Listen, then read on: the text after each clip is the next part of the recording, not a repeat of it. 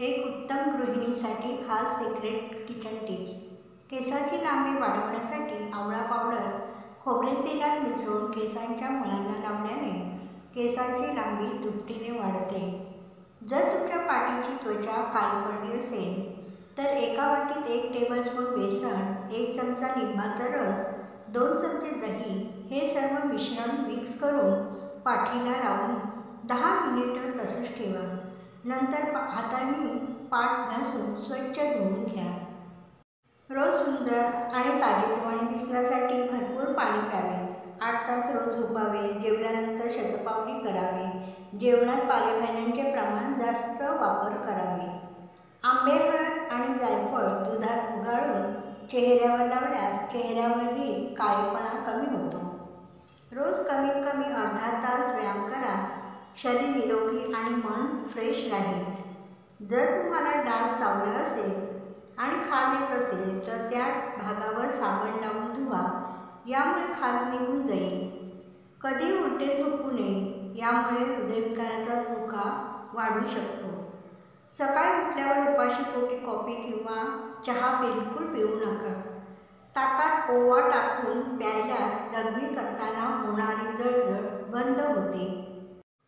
ज्या लोकांना बौद्धिक काम जास्त असतात त्या लोकांनी थकवा येऊ नये, उत्साह टिकून राहावा यासाठी काळा चहा अवश्य प्यावा। जेव्हा आमटी किंवा भाजीसाठी वाटण तयार नसतं तेव्हा फोडणीमध्ये लसूण ठेचून घालायचं आणि थोडं बेसन पीठ घालायचे, खूप छान आमटी होते। दुधाच्या भांड्यात दूध गरम करण्याआधी थोडेसे पाणी घालावे, मगच दुधाची पिशवी ओतावी, म्हणजे दूध तापल्यावर भांड्याच्या तळाला करपत नाही। पुरणाची किंवा गुळाची पोळी करताना कणकेत किंचित खाण्याचा सोडा घालावा, पोळ्या हलक्या आणि मऊ होतात। सकाळी उठल्यानंतर लिंबू पाणी प्यायल्याने खूप फायदेशीर आहे, कारण लिंबूमध्ये व्हिटॅमिन सी असते, जे त्वचेला चमक देण्यास मदत करते। मटार पुलाव किंवा बिर्याणी बनवायचं असेल तर ज्या भांड्यामध्ये तुम्ही बनवणार तो भांडं किंवा पातेलं खूप मोठं घ्या। जसं की तुम्ही जर 1 किलो तांदळाचा पुलाव किंवा बिर्याणी बनवत असाल तर तो 3 किलोचं तरी भांडं तुम्ही वापरा, मग तुम्हाला ढवळताना तांदूळ तुटणार नाही।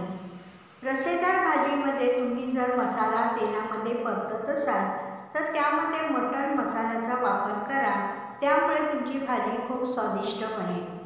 शिल्लक राहिलेली खोबऱ्याची करवंटी लवकर खराब होऊ नये म्हणून थोडंसं मीठ पाण्यात मिक्स करून त्यात खोबऱ्याची करवंटी 5 मिनिटे भिजत ठेवा। 5 मिनिटे झाल्यानंतर खोबऱ्याची करवंटी पाण्यातून काढून फ्रीजमध्ये ठेवा, मिठाच्या पाण्यामुळे करवंटी खराब होणार नाही। मधाचे काही थेंब हळद पावडरमध्ये मिक्स करून जळालेल्या भागावर लावावे। तुळशीच्या पानाचा काढा करून प्यावे, ताप लवकर उतरतो। अद्रकाच्या रसात थोडेसे मध मिक्स करून चाटण करून खावे, त्यामुळे घशात सर्दीमुळे खवखव कमी होते।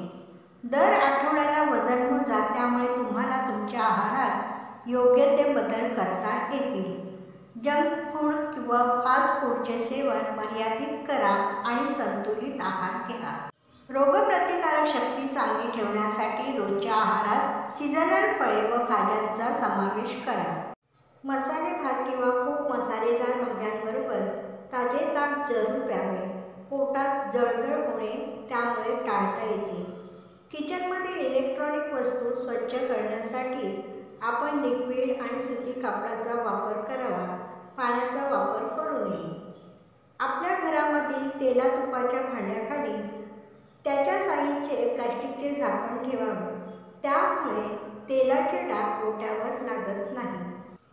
तुम्हाला ह्या टिप्स कशा वाटल्या ते मला कमेंट करून सांगा आणि व्हिडिओ आवडला तर लाईक करा, शेअर करा।